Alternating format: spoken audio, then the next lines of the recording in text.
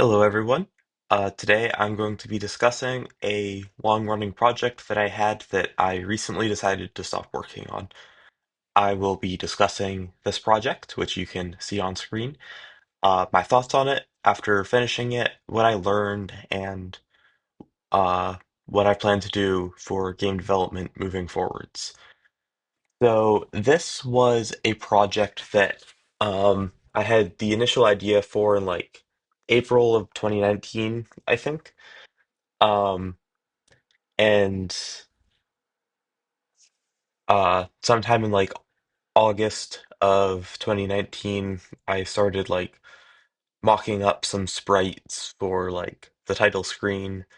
Um, these aren't those. I redid those like last year. I don't remember exactly. Um, and then sometime in 2020, I downloaded Unreal Engine and I started messing around with it during COVID to try and make the game. And that didn't really pan out. Um, I I struggled with Unreal. The blueprint system was very intuitive for me, um, but this Unreal in general was a very complex game engine. I was way in over my head on it, and so I just decided to stop working on the game in Unreal, which I think was the right choice because I still kind of hate Unreal. I think that it is a terrible game engine, and you do not need Unreal to make an NES game. Um, so um, Sometime in like 2021 or 2022, I decided to stop using Unreal and start making my own game engine from scratch. And um, Part of that required learning C++ plus plus because up until that point I had only used like basic visual scripting languages. I hadn't done any like actual code writing. So I started learning like C++ plus plus and stuff. And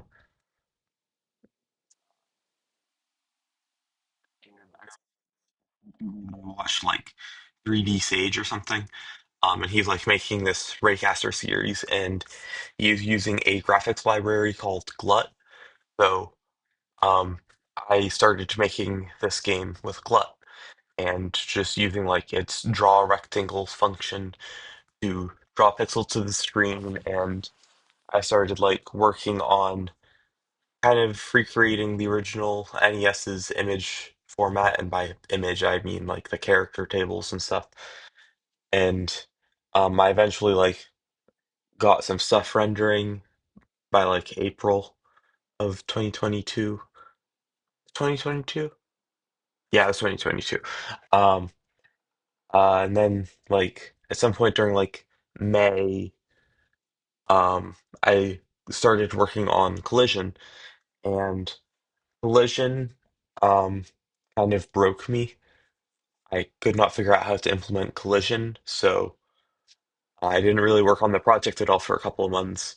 And then I came back in like December, and I managed to implement Collision, and uh, then shortly afterwards, um,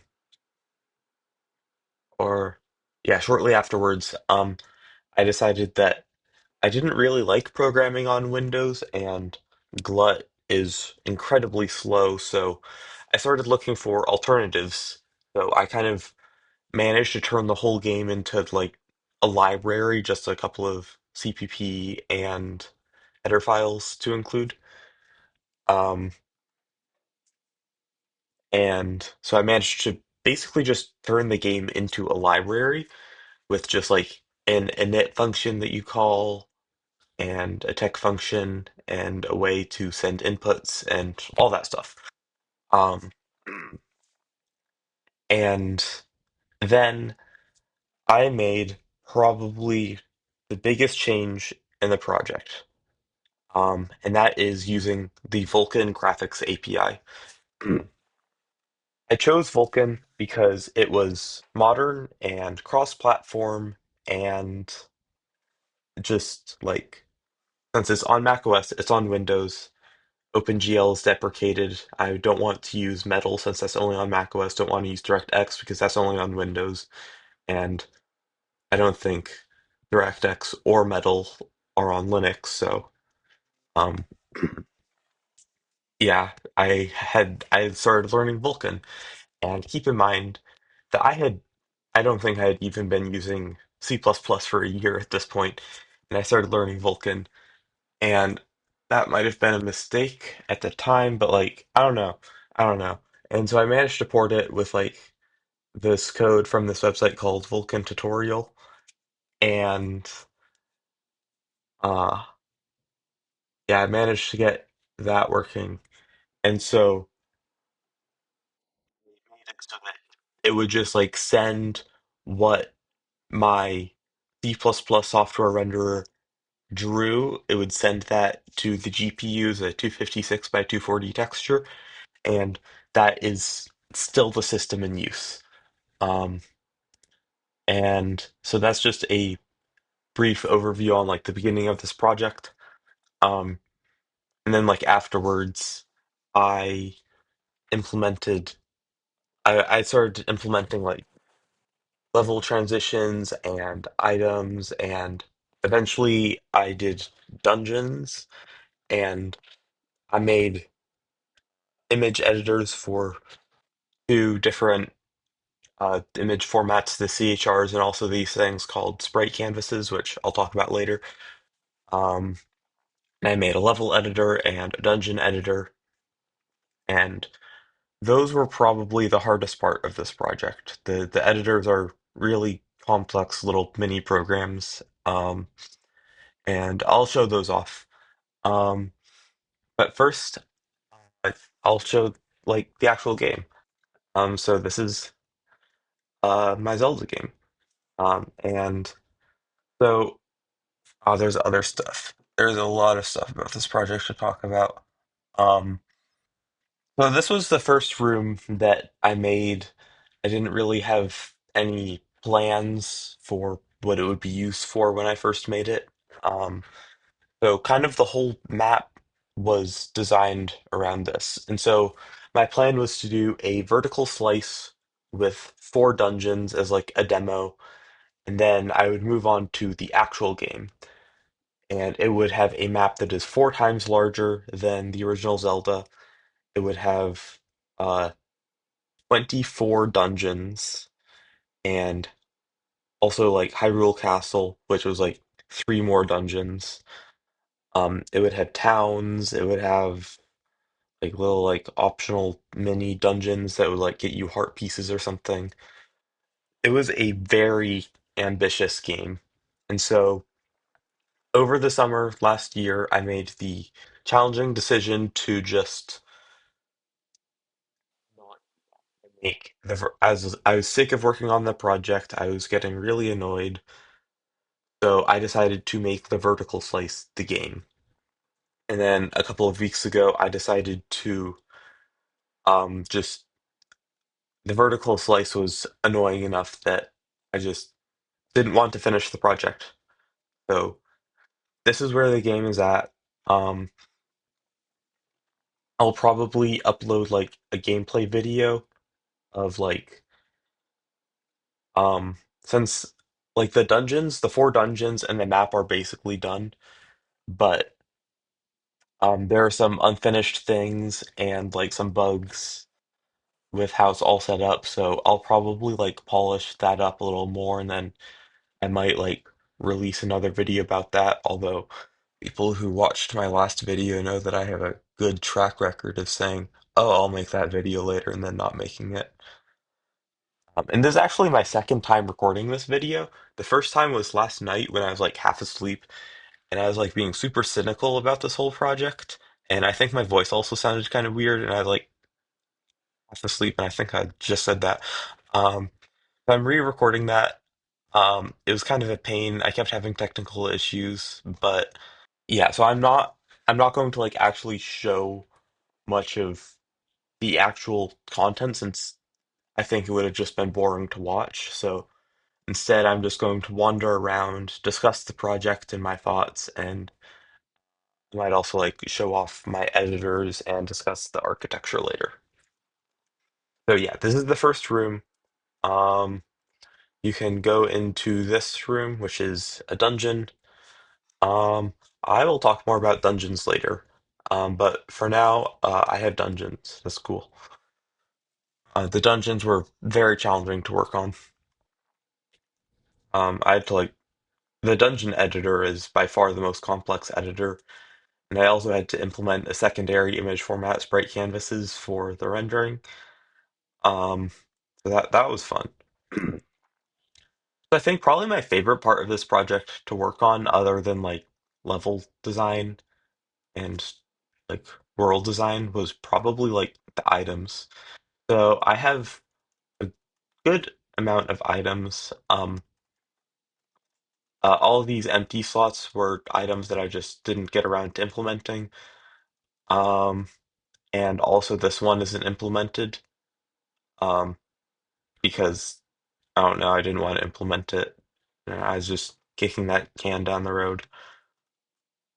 This is one of my favorites, the hook shot. I'm really happy with how it came out.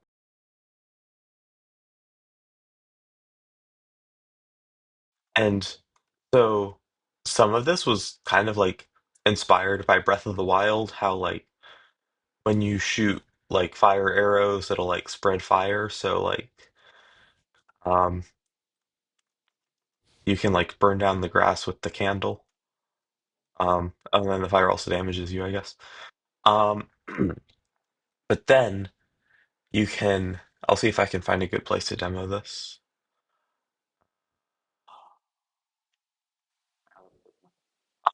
You can also shoot a fire from the candle, but then shoot an arrow through it to like make a fire arrow. So I was really proud of that. I still think that's so I'm still like really proud of how that came out. And then there's one other thing that I'd like to demonstrate.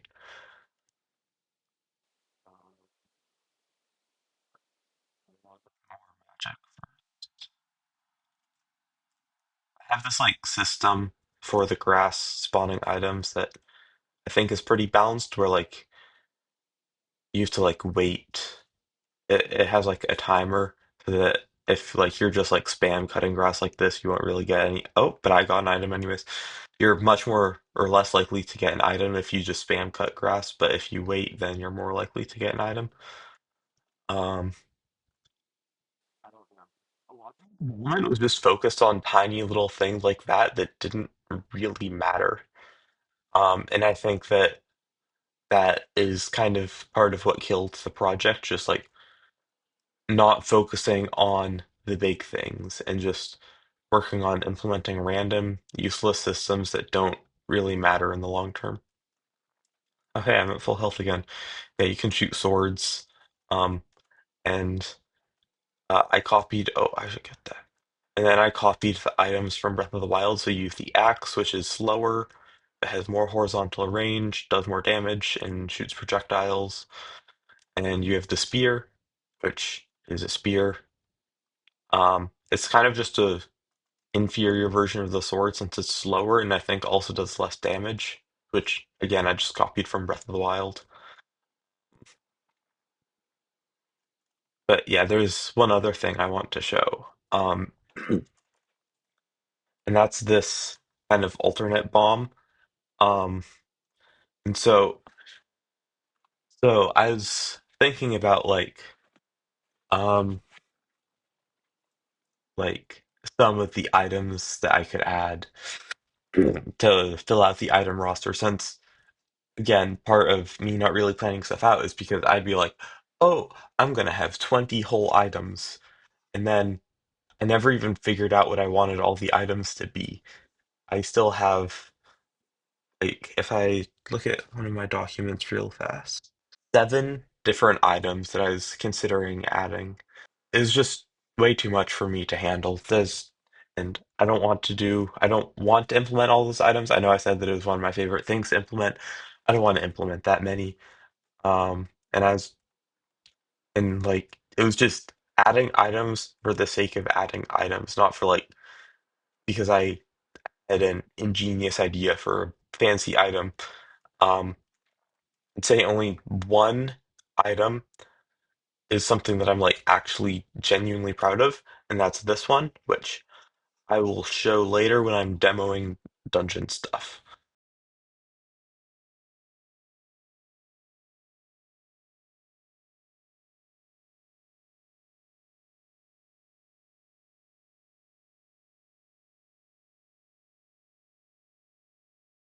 One of the items that I ended up coming up with was the magic bomb. And so the magic bomb is basically a remote bomb from Breath of the Wild where you place it and then you explode it. But it's funny because even though Breath of the Wild is my favorite Zelda game and also just one of my favorite games in general, um, I wasn't actually inspired by Breath of the Wild for it. I was inspired by a Half-Life 2 mod called Entropy Zero 2. And it has like a C4 thing that you can shoot. But another cool interaction this has is you'd be able to like do that and then shoot a fire arrow to explode it. And so I was thinking of maybe like having a boss where it throws bombs, and you have to like shoot fire arrows and stuff to blow up the bombs before it can throw them at you. Like having those kinds of interactions are like the thing that I really enjoyed. Like having that whole system come together with just like having different damage output types within Enum, it was just a really satisfying process, and I want to include more of that in my games moving forwards. It's a cool system, but like it's just kind of out of place for a low-tech NES game. I don't know what else to talk about. I'm just going to explore until I think of something to say. There's a volcano area. I had this fancy sign thing. I'm still pretty proud of how all of that looks. Oh, and so one of the growing pains of this project was working on the levels, because like saving it was kind of a pain. So the way it worked is I wanted to develop this game on my MacBook, because I just prefer Mac OS. I think it's a much nicer operating system, and part of how it like builds the project is it doesn't run it in like the folder that like all your source files are in. It like copies everything to another build folder. And so that includes the levels that my editor would modify. So it was like this whole process whenever I wanted to like update a level or update a sprite to find the build folder and then copy the files and like make sure I wasn't actually accidentally transferring the wrong files, which is how you end up with tiling errors like this that persist for a while. So as we make our way up here, it's supposed to kind of be like climbing up Death Mountain. And I tiled this area differently, like without the corner pieces, to like make it feel rougher. And I think I was going for like basalt. One other thing that you have probably noticed is that there's no enemies. I'm just meandering around. Um, and the enemies were the final straw in me just being done with this project. I couldn't implement enemy. Actually, I will show off enemy AI right now.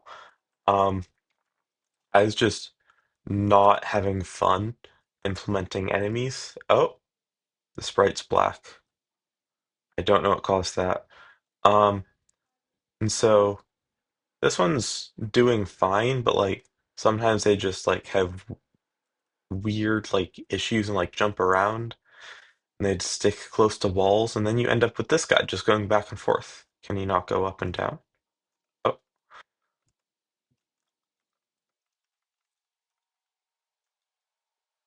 What's going on with their palettes? That's crazy. Oh, now it's coming up. Yeah, so like making enemies was just kind of a pain, and I wasn't really enjoying it. So, like the combat is a big part of the original Zelda. So, um, I wanted to like get it right, but that was just kind of stressful. Um, and also just in general, copying a 40-year-old's game isn't like that original. It's just not original. Um, so like one of the things, um, okay, before I go on the spiel about that, I want to show off a puzzle I'm proud of. So you'd go in here and you'd see that there's this one missing. Then you'd go into this room. Oh, Armoses are easy to trigger. I'm also terrible with the combat in this game, if you can't tell. I've never beaten the original Zelda legit. But yeah, the puzzle would be to see that that's missing. And so then you'd go here, which is mirrored with this on the lower half and this on the upper half. And so then you'd go here and there'd be a staircase or something here for you to like get an item in a cave. But I never really finished implementing this map. There's a lot of little things like that that just were planned but never panned out. And I don't know, it's kind of a shame. Um, but my original plan to distribute this was, um, I think just to like shadow drop it or release it. I don't know what my plan was. Um, and so then at some point, um, I played the Ocarina of Time PC mod or PC port, Ship of Harkinian, and I really like that. And I think that the way it gets around copyright is really creative by basically just being the ported engine and it requiring you to supply a ROM. And so I think my plan was to basically implement that, force you to supply a Zelda 1 ROM, and then just like read all of the assets from it. Um, but I looked into how I might be able to do that, and it's I don't know. I don't think I could do that. I think that ripping assets from an NES game would be very not feasible.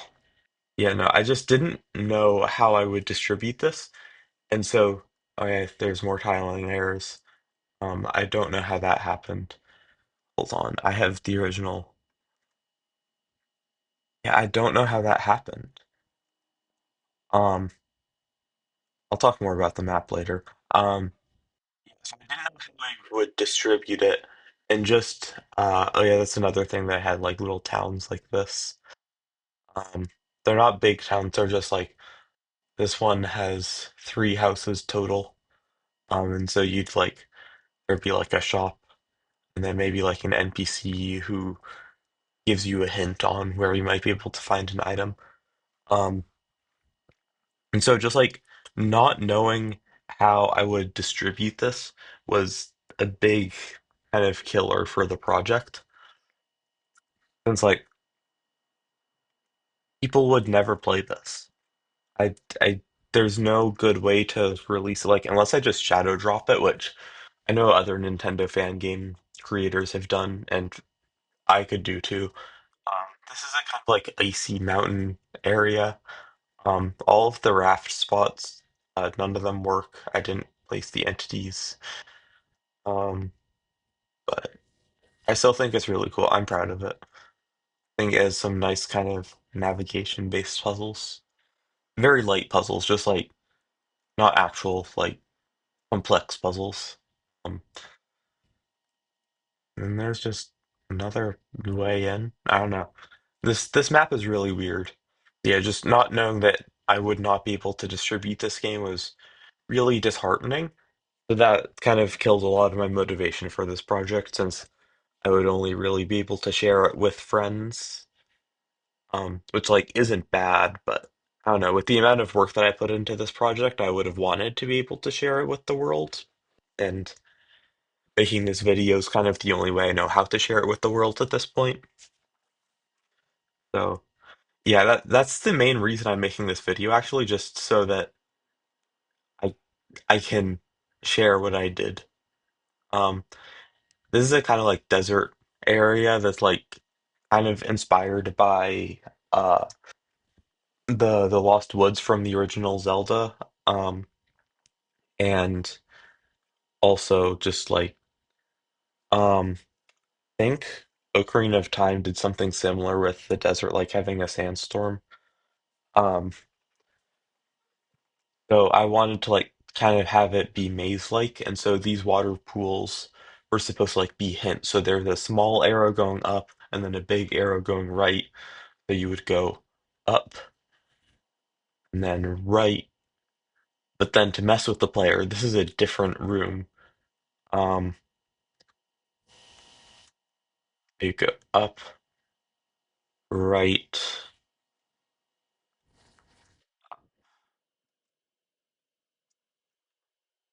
right, and then there would have been some secret here. Was it a fairy fountain? I don't know what the secret was, and then I guess also a cave. Cave doesn't work. Nothing works.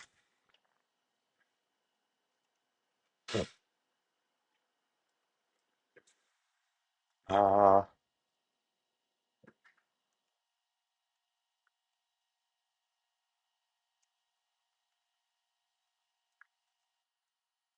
dude, I'm lost in my own. That's happened. So you go up, and then right. Now we're in a different room. Now we go down. Yeah, and we go down left, and then we stay left. Since we want to end up in the cool area. So this kind of like puzzle, I wanted this for like the desert area in the full game. Um, but uh, when I decided to make the vertical slice into the full game, I made the map bigger. Originally, it was 4 rooms tall and 8 rooms wide, but I made it 4 times bigger to be 8 tall, 16 wide, which is the size of the original Zelda. So I kind of repurposed some of original ideas that I had. And then I also had like this area, and it was supposed to like kind of feel like you were crossing a canyon. Don't worry about where this river came from. This river doesn't go anywhere. And so it had like hook shot. I don't know what it is about the Zelda series and like having the hook shot associated with desert areas, since I know Ocarina of Time did that, and I think Skyward Sword did that. I remember if Twilight Princess did that. Oh yeah, this sign entity I think was in the wrong place. Oh, is there just not a sign entity? There's just not a sign entity. Oh, there it is. There it is. It's over here. Um, yeah, Joldo Town. Fun. I don't know what would have really been here. It was just a one-off little area that I like the vibe of. So this was one other thing that I was kind of proud of that um I will show more in a second. Um, oh wait, there's one other thing I want to show fast. The map. So as we've been exploring, it's been like marking up the map, and so we have explored most of the map at this point. We haven't explored the lake area. We haven't really explored the volcano, and yeah, there's a lot of areas that we haven't explored, but the areas that we have explored have been marked on the map. And I'm really proud of the map. I think that it came out very well. So you'll see if we go here, then it shows that room. And here, we're back in this room. This looks familiar. I'm obsessed with maps and games like this. Kind of like successful and feeling like Zelda because like it's still just fun to explore. Or maybe I'm just crazy, I don't know. Like it's just fun to explore. Um, but then we get into we're back here. We've kind of done a bit of a circuit of the whole map. Um, and now I want to show off the dungeons. half an hour in, finally getting to dungeons. So the key appeared, and the map has also changed. And so the plan with the four vertical slice dungeons was to show the first three would show new aspects of the dungeon design, and then the third one, or the fourth one, I mean, would combine everything into one super dungeon. Um, and uh, the dungeons are all pretty buggy right now, so I'm not going to show them like too in depth. I'll just do a basic walkthrough of this one, and I don't know if I'll share the others in like a long play walkthrough, whatever. So here there's an open passage that's a bit different from doors, and then obviously this upper wall is open. And then there's also chests. There would have been an enemy encounter here to get the chest to spawn, but again, I didn't implement enemies, so chest time.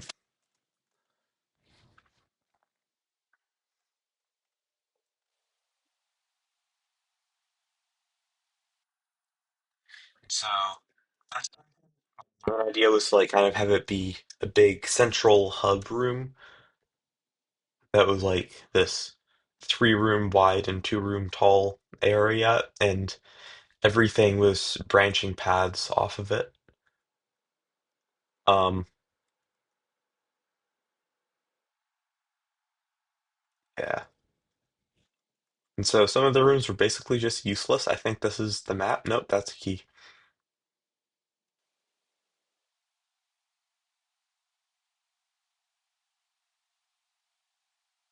I never quite figured out how the map would work because you'll notice that it says F1 because, spoiler alert, the dungeons can also have multiple floors now.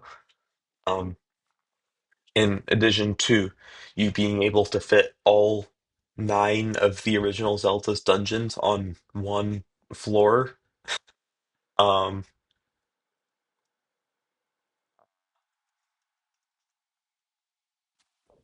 I never figured out quite how it would work because a big part of the Zelda dungeon map is being able to see other floors. So I wanted to like have a mini map in the corner, but again, I just didn't know how to cleanly implement it, and I didn't want to implement it. And if I did implement it, it would be basically useless when you can just use your map item. So that's how we ended up with this. And I still think this is pretty effective. I don't. Hmm, there we go. That happened. That's what I was talking about, like making it so that dungeons can have multiple entrances and exits in the overworld for you to like maneuver between different parts of them. And so I know the second dungeon in Link to the Past kind of did that. Um, the Eastern, no, the Western Temple, is that what it's called? I don't remember. Then also Skull Woods in the Dark World also kind of did that.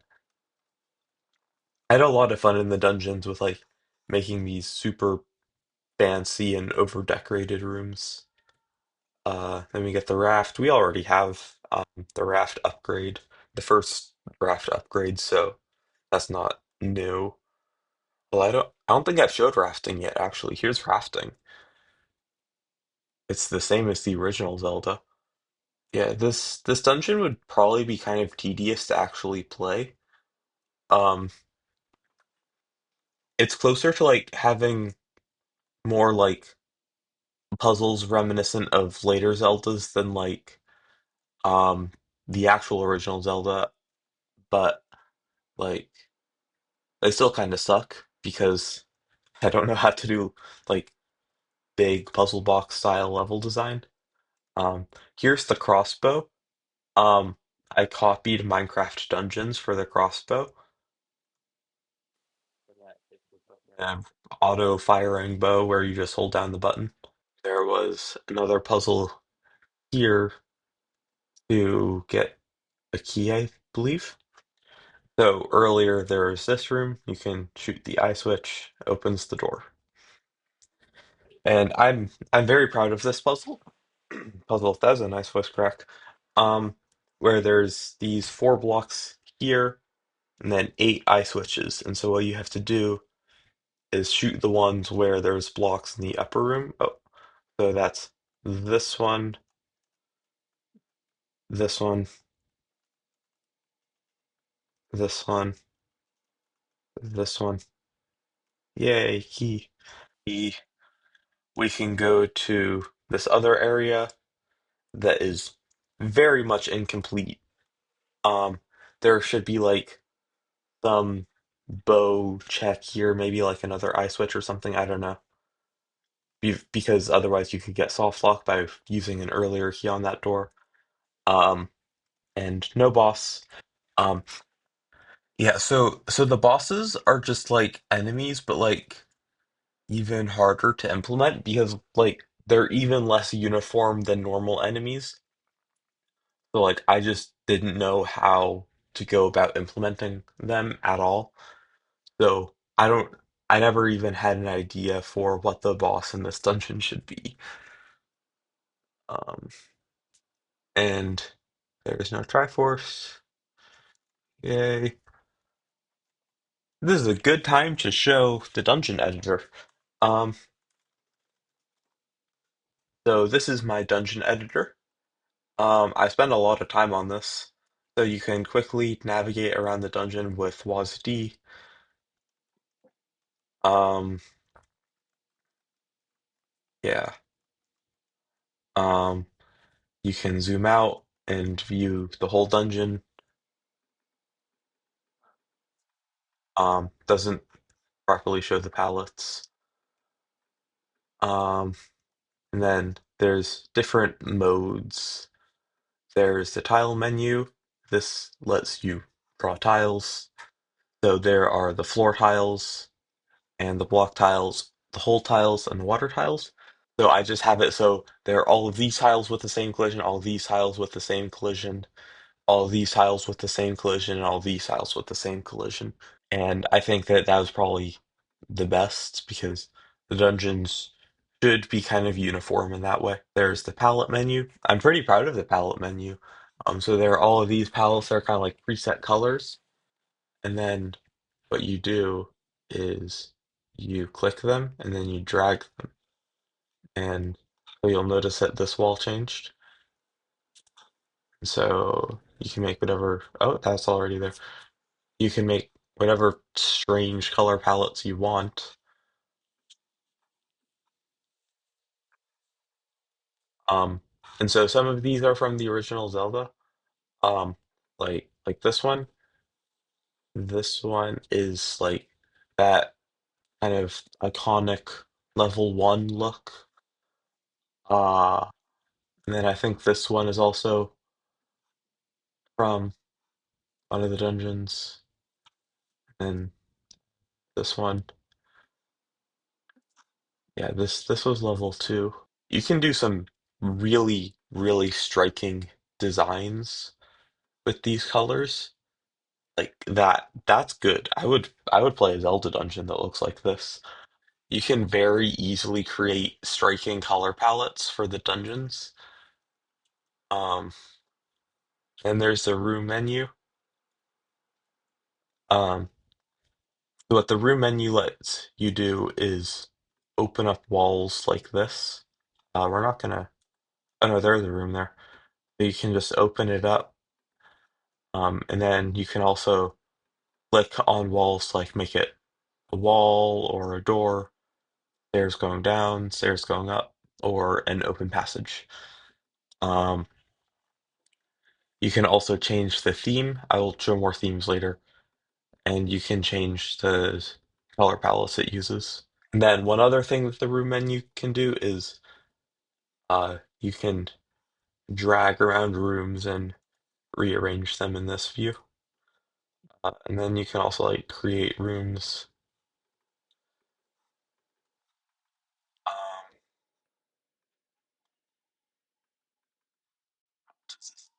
Low dungeon doesn't do anything. I guess I didn't implement that. Yeah, you can very quickly and very easily create very varied dungeon layouts.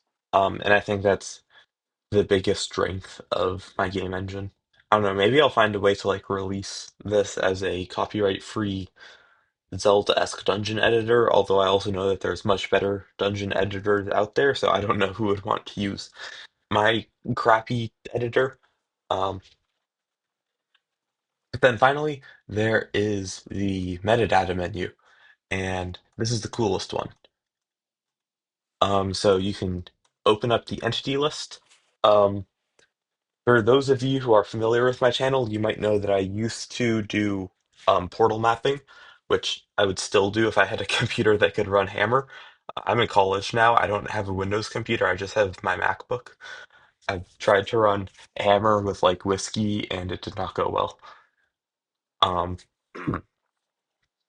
so I have these entities which are inspired by Hammer, um, like the um, hmm, like the relay and the auto event. These are I literally just copied logic auto and logic relay. Um, I don't think any of the other ones here I copied. The math counter is just random. All the different entities, so you can like make the blue color blocks. And these are actually the same entity as the red color blocks, but like manually going in and changing them was kind of tedious. So now if we go editor in game, we're going to be in a different room. But if we go back,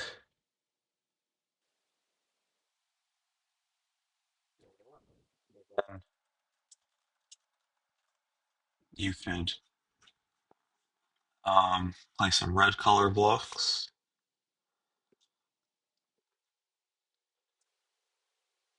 then add color switch, and then you have yourself a little puzzle. So this would force you to be here with the blue switch down or here with the red switches down. And so then you can make a puzzle where there's a uh, red switch here that blocks the way. So you have to find another way to get over here with the red switches down since you can't use this. And maybe you could use the bow to shoot the color switch. And so just the ability to quickly create Zelda-esque puzzles is very powerful. Um, but I can go even further than that um, because beyond just like doing that, where is an empty room? We'll use this room. You can go uh, and you can like get, say, pushable and plate. Then here, and again, for people who are familiar with Hammer, they will notice that I copied Hammer pretty directly. Um, so event name pressed, close door one, input open door, confirm.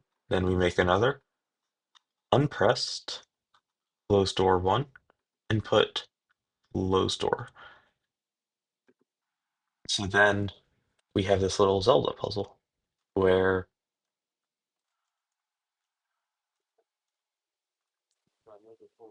the signal IO system, and you get the idea. You get the idea for what this can do. Um, and I was very proud of this whole system. Um, and I definitely want to revisit it in the future since I think that there's much potential. Yeah, so that's another thing about this game engine. It's kind of really buggy and untested. Um, as you can see by the fact that it seems to be mirrored where it thinks the floor is here, since um, or like be offset by two or something. I don't know what's going on, man. This is weird. This is jank. That's the dungeon editor. And so then with a more complex puzzle, like if I meander back down this way,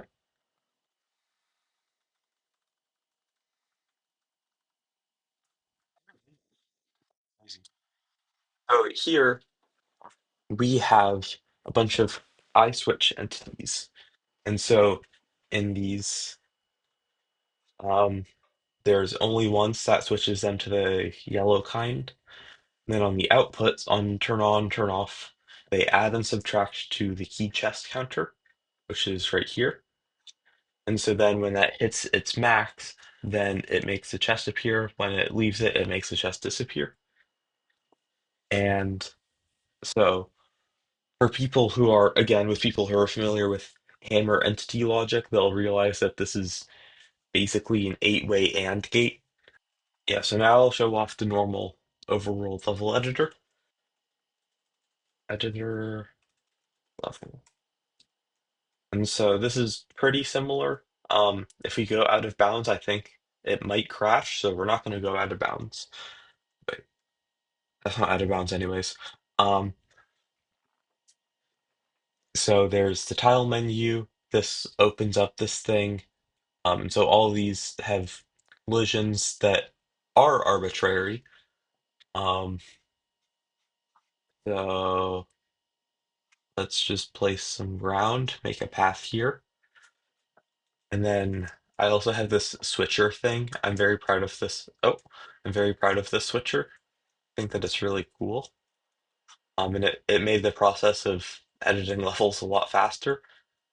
And that is one advantage to like making your own game engine because like I've used Godot a bit, and Godot doesn't have anything like this cool quick switcher. You used to like manually go down and change your tile. And so being able to just implement your own editor quality of life features for your own engine is very nice.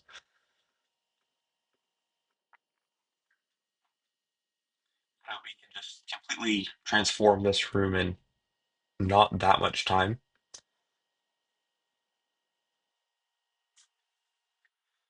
And then we could say put a house here. We'll make a pretty basic little house.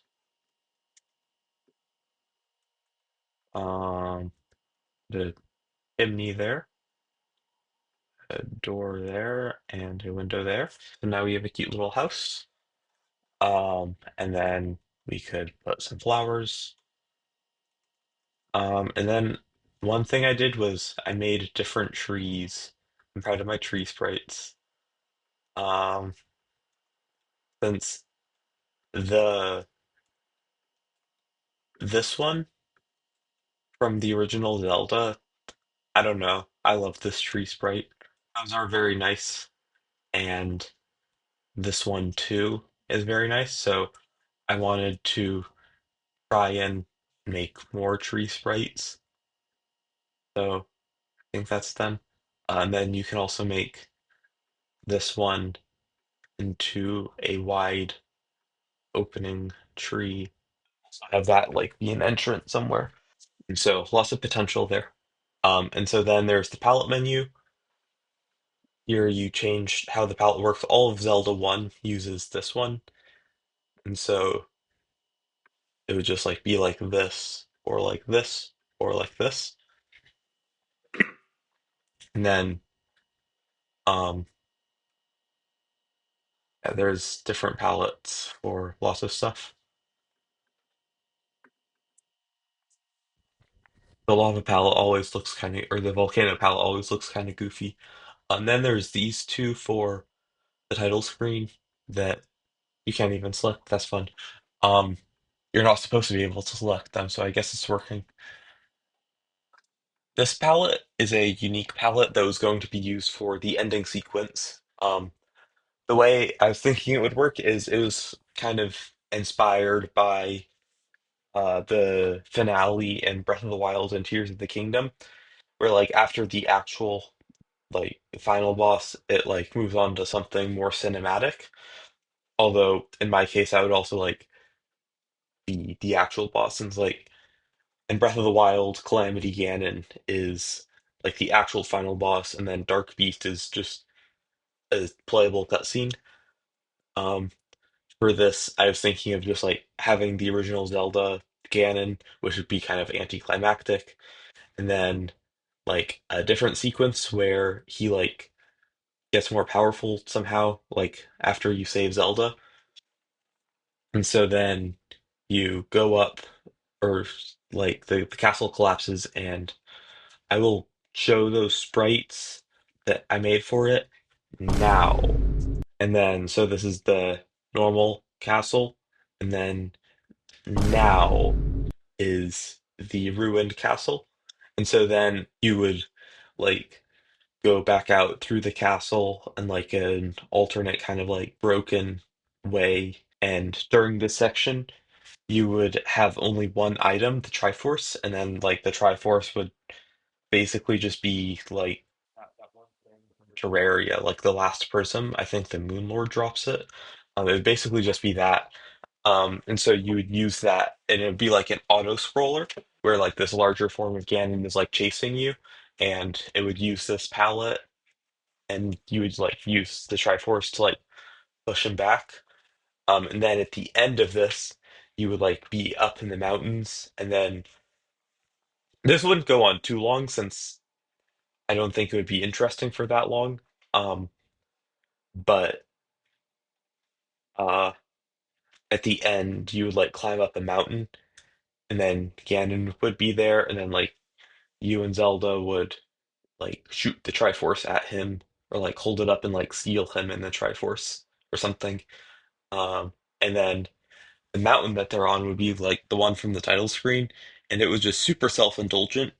You can probably tell that I came up with this idea when I was like 15 because I was 15. It would have been really hard to implement, at least in my own game engine. Another reason I didn't finish it because I didn't really want to implement that. I was kind of dreading that whole ending sequence because although it would be pretty cool, it would also be like really hard to like program in your own crappy game engine where you struggle to do basic things like load level. That's what this palette is for. I got kind of sidetracked there. And then there's the metadata menu. And so you'll notice this looks pretty similar. Yeah, this is what I was looking for. Um, so when I've shown this like friends, they always think that the player start is Walter White, but real ones recognize that as Gordon Freeman because Gordon Freeman, a yellow Gordon Freeman head is the player start in the Hammer World editor. I just copied Hammer for so much of my editor or my editors. There's a different set of entities that you can use here. So there's the player spawn. This one makes it look like a cave by just making the floor black. Teleporter. You would use this to go into caves and like also just teleport around bombable walls, burnable bushes, but you can put either of these on any tile, and it's just up to the level designer to like use the right one on the right tile.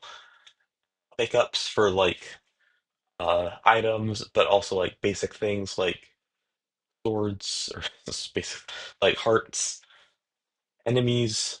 I will show more of that off later. Signs, room loop. Room loop is what I used here. And so I would do Booleans for like the directions that it loops in, and then the solution. So that is 3, 3, meaning you have to go an angle 3 twice. Here it's 2, 3. So you go 2, 3, and then here it's 0, 1. So you go 0, 1. And so for the original um Lost Woods, it would be 3, 2, 3, 0. Yeah, 3, 2, 3, 0. Um, and for the Death Mountain, or not Death Mountain. I always kind of thought of it as Death Mountain, but the fifth dungeon, you would just do 5 zeros for that like climb up. And then there's various raft entities. So this is a lava raft start. because you need the lava raft or the steel raft to do it. The steel raft is its own whole thing. And then there's a raft redirect, which you also need a raft upgrade for. And so when you do that, you can, out of the accepted directions, you can go them. So that's like, so when you first come here, you'd come here and you'd take this raft, you'd go over this, and you'd land here. In the dungeon, you'd get the second raft upgrade to the level 3 raft. Then here you'd stop here, and then you'd redirect yourself to this room. Man, I pretty thoroughly decimated this room, which is an upside of it not like directly saving the rooms, because even though I have everything under source control, it'd be fine if I messed with it. Like I would still be like messing with the original file instead of this, which is basically just a test bed. Um, So you say the dungeon and then the room, and it's pretty self-explanatory. So this is my sprite editor. This is what all of the art in the game was done with. Um, so since I have my own image format that's kind of recreating the original NES, I couldn't just use like PNG or anything. And I looked into like making an Sprite add-on, since a lot of these were drawn in Sprite and then copied here, since it's hard to like iterate on sprites in this clunky editor. Um, but that didn't really pan out, so we have this. Um, so these are all of the CHRs, and then there's a CHR bank menu, and you can select different CHR banks. So these are all of the items. Um, and so like you can see everything here, obviously. Um, there's like the inventory, so the various Triforce pieces in the other menu, and the sign, which looks like bread, uh, and hearts and stuff. Overworld. The overworld is probably the biggest bank. Um,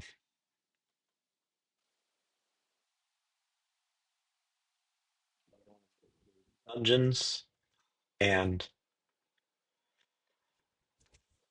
yeah, the dungeon editor palettes like actually modify the actual palettes in memory, so they're automatically reflected here.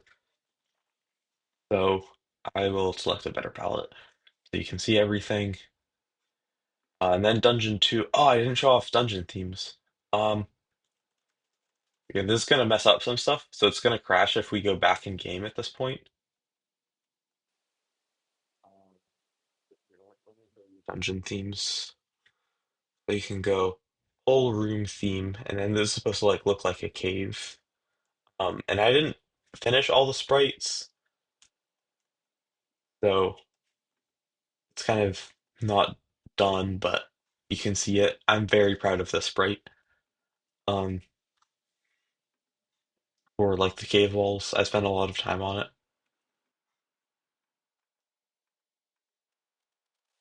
Yeah, yeah, the sprite. I'm proud of the sprite.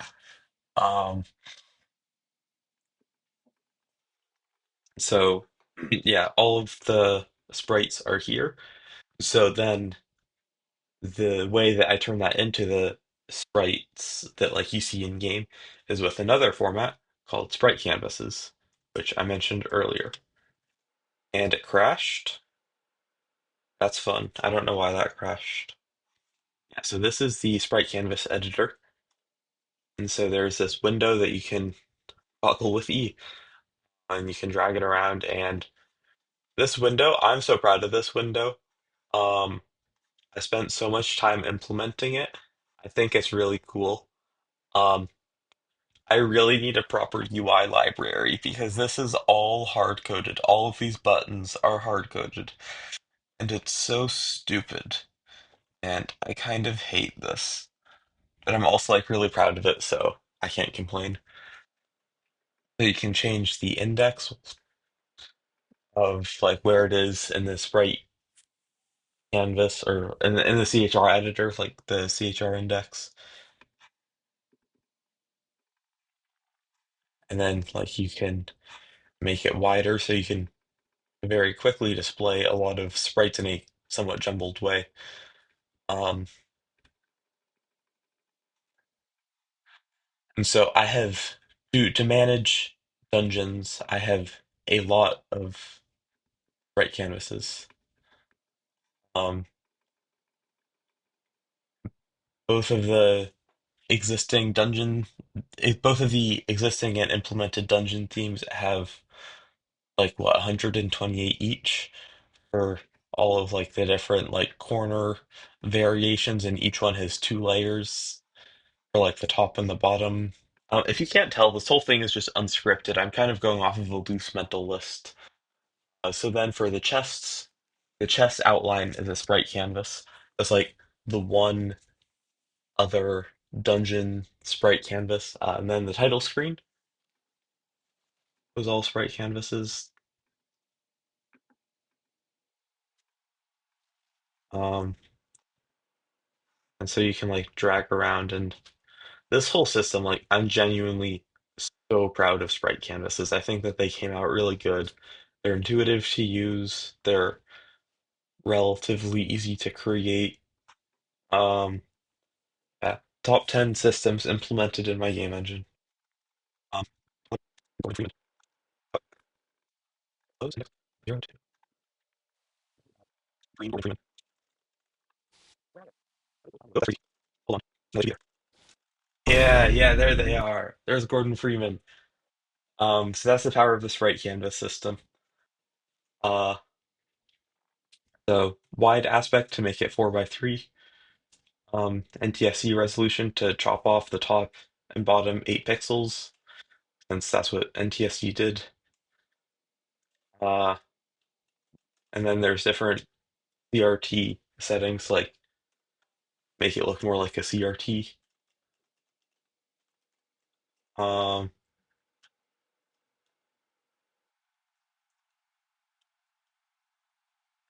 yeah, this one doesn't quite work right with the NTSC resolution. Oh, yes, this can't click. So here, um, is the scan lines match up, but with the NTSC stuff, it doesn't quite match up. It's a little less obvious if you have bilinear filtering, though. But bilinear filtering looks terrible on pixel art games, so that's why the other things exist to make it look worse. And there, the bilinear filtering actually helps the look. So, and this bloom effect I'm pretty proud of. It has a lot of texture samples, so it's probably pretty slow. I was able to just add these. Is I think I mentioned earlier that this is my own engine with Vulkan. And so the way that it works is all of this is my own custom software renderer with my own like draw pixel function and stuff. Um, and off of that, I built like the, the draw CHR, draw sprite canvas, and then like for the editors and stuff, there's also like just draw box and also like text. And so then it sends that as a texture to the GPU on two triangles, and then I can just kind of apply shaders to that do different things with the texture. So all of these are different shaders, except for this. This is something else. Um, these are also something else, but these are all shaders. So there's like a lot of manually created shaders for every possible combination, which isn't too many, but it does mean that I have to manually double the number of shaders and then make it so that all the new ones have some random Boolean, which is painful. Activated. Here's how it looks. You can kind of see some Moyer effects. Um, so it's not great. It's a problem with adding a lot of detail in a shader because of all the software rendering stuff. Like this also just applies to the editors. Oh, Screw you, Gordon Freeman. The Combine has won. Um, and so like you get like this spherical distortion effect just for free. Um, editor, like this one has so much aura, and then like the dungeon editor, I just like love how these buttons look. So crunchy. I never implemented the sound engine, or I never finished implementing it. I didn't really like put that much effort into the music, but there is one track that I made like 2 years ago. It must have been like 2 years ago for Hyrule Castle. Um, and I will play that now.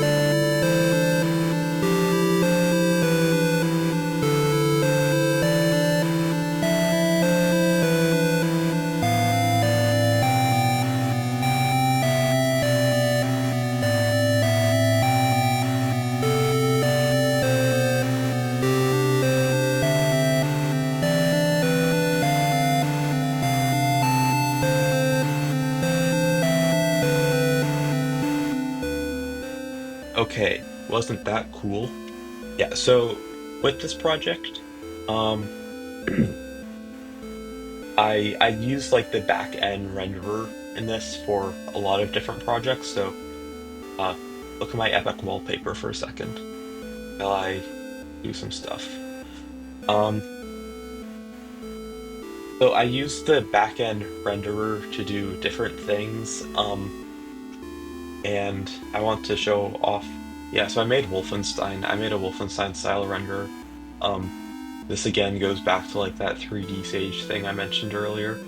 Um, this was for a school project, so the gun is an indistinct firearm, and uh, the enemies are Roombas with targets on top of them, which I still think is pretty comical.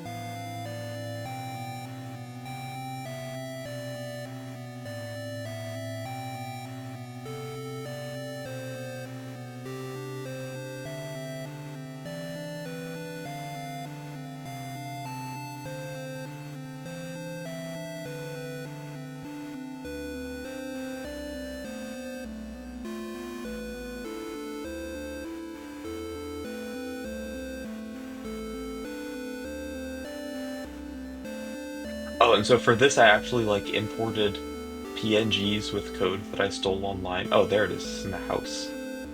I stole code from online, um, and it worked. I managed to load images, and again, since this is all my own software renderer, um,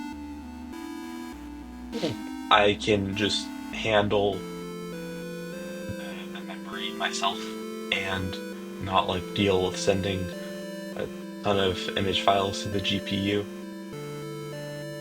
um, which is really nice. I can just tell it to load a picture and then it loads it. Um, then for another project,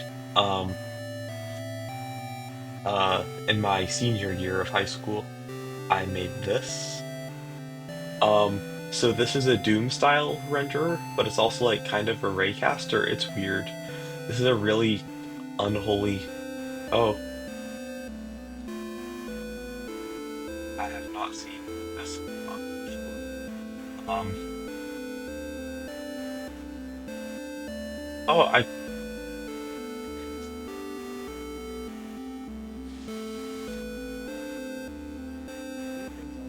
start recording. This is a Doom style engine, but like it's still also kind of raycasting because I didn't want to implement Doom style rasterization. Um, but I can do this. You can't do this in Doom. You can't have two floors. Um, I made like a whole presentation about how this works for school assignment that it was for, since I did this for an AP Calc class. Don't ask what this has to do with Calc. Future of my game engine, I really don't know what I'm going to do with it. I mentioned like releasing a dungeon editor earlier, I think. Um, I don't know if I really want to do that since like I just don't think it's very interesting, and I also still haven't actually figured out how to compile this into an executable that I can distribute. Um, it's just like I can only run this through Xcode. In the Windows version, I think that like makes an executable that I could distribute, but like I don't have a Windows computer, so that's not really an option. And I don't want to like deal with wine. Uh, but there is one other project which I will probably like start making devlogs about. You can expect that soon, maybe. That is an upgraded version of this engine that I will talk more about in that devlog if I make it. Um, but yeah, that is my Zelda engine, and thank you so much for watching. This was a really big project of mine, and the original purpose of it was to teach me programming in Unreal. It was just supposed to be like a quick 1 or 2 year project to teach me Unreal, and then it very quickly spiraled into a lot more than just that. So, um, I ended up making my own game engine, kinda. So I think that that was a really cool accomplishment to have your own crappy software rendering game engine, like before you graduated high school. So I'm excited to do more stuff with the new engine and make like an actual game that I could hopefully put on Steam. Um, but yeah, I learned a lot from this project, and I learned about scope creep, since that's ultimately what killed the project. I was way too ambitious for my own good, and my ambition is what killed the project. I want to make a video like this for Chronos whenever I'm back home, since I'm at college right now. Whenever I'm back home, I'll try to make something like this for Chronos, since Chronos is dead. I'm not going to finish Chronos. I had another Portal mod idea that I'll probably pursue once I can get my hands on Portal 2 Community Edition. They rejected me from the beta. That made me sad. Um, note for the people who are here for or from the Patricia Taxon videos. Yeah, so I don't really know if I'm gonna make more Patricia Taxon videos. I said that I like do an addendum or something, and I wanted to talk about the Flowers of Robert Mapplethorpe more. That didn't go anywhere. I got really burned out after I made that video. Hold up. Let me look at her recent albums. I'll give them tier list rankings right now. Unscripted opinions for free. Necrosphere 64. Necrosphere 64 bangs. That is a certified S tier album. I love Necrosphere 64. This one is my favorite. Um, it slaps. I love it. Um, yeah, so for that one, like I actually was going to make the video, but then I was like, well, it's a game, so I might as well like play the game too, and like also make it a review of the game. And Necrosphere 64 is a really fun game, but I am also terrible at it, and so like I got to like the ending, and I won't spoil it, but I got like to the ending sequence, and there's a timer, and I'm just like, I'm not doing this. I do not want to do this. This is too hard for me. The fact that there's an achievement to beat the game without dying is absolutely psychotic. Also, the game has really weird issues. Like, it says that it runs on macOS and that it runs on the Steam Deck. It doesn't run on either. Like on macOS, it like freezes my whole computer, and on the Steam Deck, it like has other weird issues. It only runs reasonably on Windows, so developers of that game, if you're watching this, can you make it run on macOS, please? I want to give it a second shot. Electrifying Incident. Um, that one's also pretty good. I'd put that in like A or B tier. I like it. I like to hear like the original versions of the songs before she made them into like a medley. I think that'd be cool. Um, Ignition. Ignition is pretty good. Uh, I'd say there's like a strong A or B tier. And In Your Orbit from like 2 weeks ago. Um, uh, yeah, it's pretty good. I haven't watched the short film, but the music is very nice. B tier. Okay, now actual goodbye.